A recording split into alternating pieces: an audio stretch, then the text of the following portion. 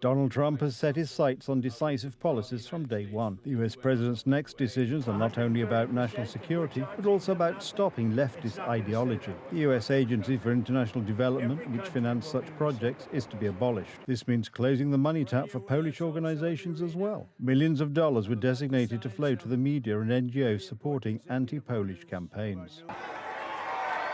America first. The policies that Donald Trump has consistently implemented are reverberating around the world. The US president is putting things in order at the US Agency for International Development. On Sunday, inspectors from the Department of Government Efficiency entered its headquarters. The list of financial abuses is extensive. And I would just say a strong message to Democrats who are out there pretending to be outraged about the long list of crap that this administration is cutting, federal waste and funding, like $2 million for sex changes in Guatemala, $6 million to fund tourism in Egypt, $20 million on a new Sesame Street show in Iraq, $4.5 million to combat disinformation in Kazakhstan.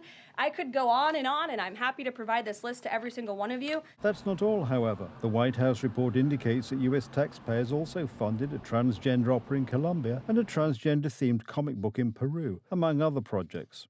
The agency has turned into an ideological money laundry. The Democrats have been pumping money through this agency, carrying out their sick ideological ideas, promoting all sorts of rotten ideas around the world, led of course by LGBT. According to MP Jarosław Sachajko, such agency activities are also a way to manipulate the public. This is a communist way of violating democracy because there is no longer democracy. Democracy is when we as citizens have equal access to other citizens and convince each other with rational argument. In 2022 alone, the amount of all subsidies was about $60 billion.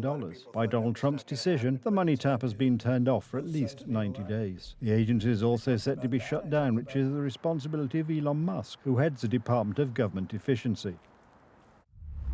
In terms of things related to USAID, I consulted in detail with the president and he agreed that the agency should be shut down. The decision has drawn widespread criticism from international organizations, including Amnesty International. The sudden collapse of USAID will put millions of people at risk. Dismantling USAID will not make anyone safer or increase anyone's well-being. Perhaps, contrary to these words, it will nevertheless contribute to security, among other things, for Poles, because Amnesty International is the author of the advert urging a boycott of the referendum, in which one of the questions concerned illegal immigrants. And winning political disputes was one of the goals of the agency-funded organizations. The money was spent, for example, to influence politics in various countries, to influence the media market in many countries, so that one side of a political dispute wins. That's why the editor-in-chief of Political Criticism, famous for its far-left beliefs, is complaining about Trump's decision. I received an email from an organization with which we work to implement a project to support independent media. The message was entitled Grant Suspension. The meeting with the head of the agency was boasted about on social media by Warsaw's president and candidate to be president of Poland, Rafał Trzaskowski.